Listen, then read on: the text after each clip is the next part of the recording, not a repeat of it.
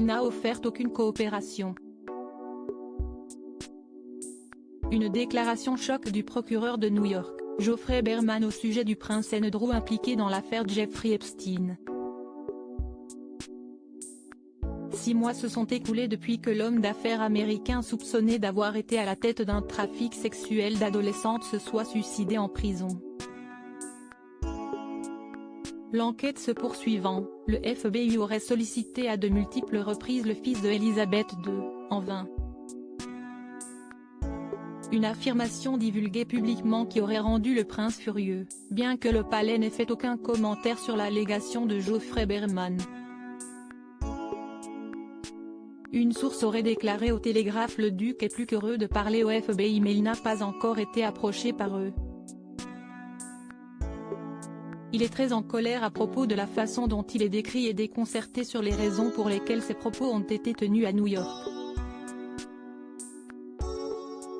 Selon Lisa Bloom, l'avocate des 5 victimes présumées, le procureur n'aurait eu pas d'autre choix que de s'exprimer aussi ouvertement.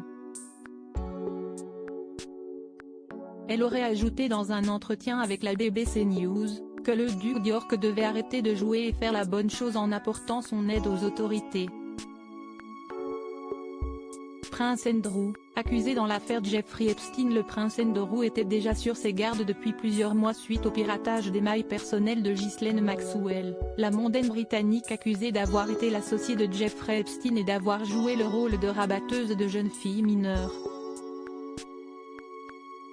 Une nouvelle mauvaise pour le prince Andrew qui craignait de voir ressurgir une affaire d'agression sexuelle.